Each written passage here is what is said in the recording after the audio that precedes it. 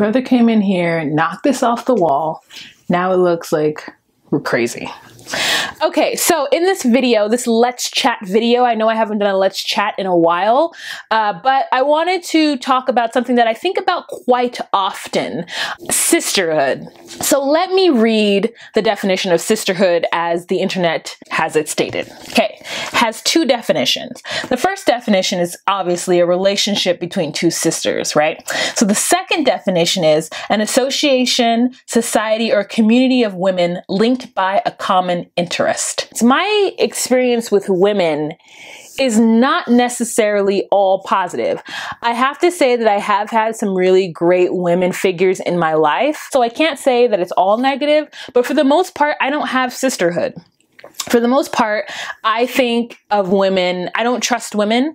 My first instinct is not to trust them, especially Black women. I have to say that I don't have a very traditionally strong relationship with my mother. My first instinct is mistrust, is that they're going to think I'm arrogant. They're going to think I'm better than them. They're going to just be mean to me. I'm going to be in some invisible competition that I don't know that I'm in. And a lot of that is experience that I had growing up. My mother was always somebody who thought of me as being arrogant. She always felt that I was defiant and spiteful. I had no concept. Like, I learned the word spiteful because she called me spiteful, and I looked it up and I was like, I'm not that. A lot of my early sort of development when it came to what a mother was and what sisterhood was and what that relationship between two girls are was very strained, and it wasn't built the way it needed to be built. Like I said, I did have some really positive. I had a great older sister who came to live with us for a couple years. She loved me, and I knew she loved me, even though I was rude to her and I did mean and spiteful things to her. She never let that change the way she dealt with me, whereas it did with other women that I dealt with. I also was part of the AME church, which I have spoke about, and I joined several groups while I was there. I was in Christian service sorority, so there's that happened to me. And then I was in the youth choir, I was on the youth usher board, so I was constantly surrounded by women in the church, and it was a all Black church, so I was surrounded by Black women, and I did not have a positive experience. I ran into the same issues. I ran into the same issues of dealing with women who only dealt with me negatively. And it was because, like, yes, there was a lot happening in my house. I was depressed, and my personality always lends people to not like me first before liking me, because I'm very blunt, borderline rude. A lot of people are like, you're rude, so this is who you are. And I'm just like, I'm not rude on purpose. Like, I don't say things in order to hurt someone's feelings. I'm somebody who's always seen as a force to be reckoned with, a force to fight, someone who thinks they know everything. And so there's always someone championing and trying to fight me. That's just who I am. I'm that person. I'm the scapegoat. I'm the person that people are going to be mad at when something goes wrong. I'm the person that some people will like secretly harbor and hope I fail at things because I think I'm better, and so they kind of don't want good things to happen to me. Like, I'm that person. I create some of that because of my bluntness, my rudeness, and all these things, right? Okay, fine. And I'm a little bit of a snob as well. So, like, let's just roll that into one thing and say that that's who I am. However, none of it is malicious. None of it is out to stop you from making your money. None of it is out to make you feel so bad that you can't get up in the morning. Ever. It's never like that. But everyone tends to think it is because it's easier to treat me the way that treat me like that because of my perceived treatment of other people. So let's just start out with that. So I have to take responsibility for some of this as well. But, you know, when you're in high school and you're junior high and there's a lot happening in your life, you're not necessarily self-reflecting and thinking about those things. So I come into a situation where I'm dealing with women who are starting a youth organization, and they don't know how to deal with youths and different issues. They know how to deal with the girl who has an attitude because she's raised by a single mom and has 5 siblings, but they don't know how to deal with the girl who is from a 2-parent household, grew up in the same house her entire life, lives out in the suburbs, and talks different and sounds white, and they don't know how to deal with that girl. So I felt a lot of resistance and a lot of negativity from them towards me and my personality. And so for a long time, I just felt like women didn't understand me, and men did, and men were nicer to me. They weren't not being my friend and starting rumors and creating drama if I did something, and I was allowed to be who I was.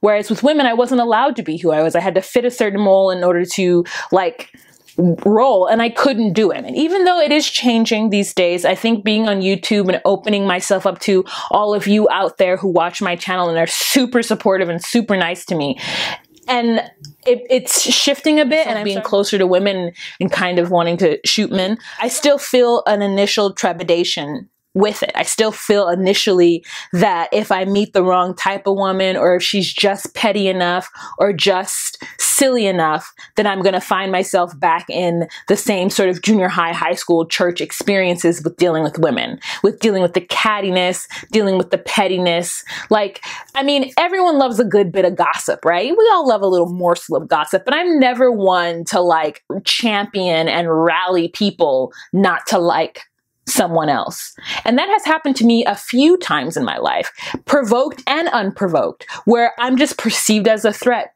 right off the bat. And I never know why it is or what it is. A lot of times people have said, oh, it's because you're pretty. They see you come in and you're pretty, and they assume that you're going to do X, Y, and Z. And I'm just like, I can't help that, but I need for people to grow up.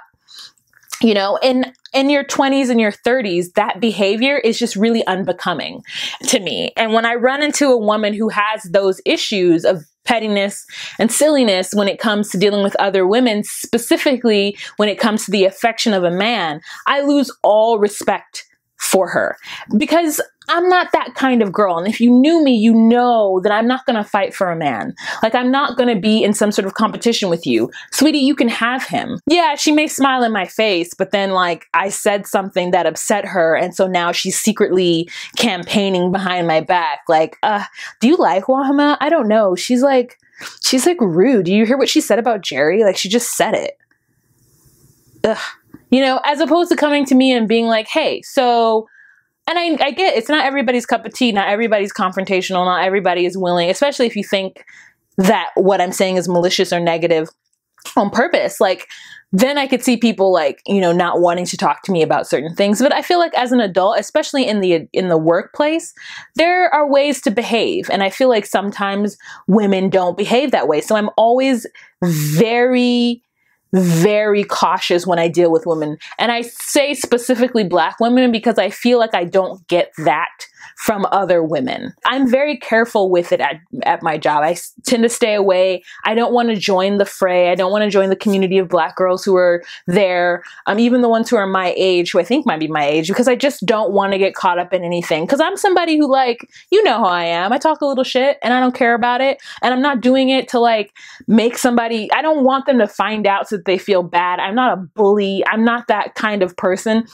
But, you know, sometimes a little gossip, a little shit talking is fun. And I do indulge. And I'm fine with that. Who aren't going to then decide like, oh, she's so this. Like, I didn't know that. Like, I can't be around that type of person. And a lot of times I run into that with women. And I think maybe it has to do with insecurity, or I don't know. And consequently, when I do feel some sort of kinship to a woman, like I latch on like a leech. I get like that because I'm so starved for that sort of sisterhood attention. What do you think about sisterhood? How do you feel about sisterhood of women, or Black women specifically? And have you had any instances that have turned you away or made you wary of Black women? But I would like you guys to talk to me about that. And I would like to thank you guys for being the best group of Black women and non-Black women that I've ever, and non-women that I've ever had to deal with. And thank you so much for all your positivity and support. If you have any questions, comments, or concerns, please leave them down below. Let's have a discussion, you guys. All right, thanks for watching. Bye. This episode is not brought to you by Tampax. I had this all in the background the entire time. How come nobody said anything? Just chilling here like, All in my business. I have to try these though. Like, I haven't tried these. I usually do the other ones, the Kotex U. I like those. But I want to try these. I always get worried that I buy scented. You know those times, those dreaded times that you buy scented? Oh, here's a question. Which one do you guys use scented tampons? I don't like scented tampons. I feel like it's weird putting artificial smell in my vagina. I also don't think that it actually masks the smell. I think it just, like, it's like floral on top of gross, you know? I'm not into that. I'm not into that, like, smell. Like, I can't even tell you why I don't like vanilla.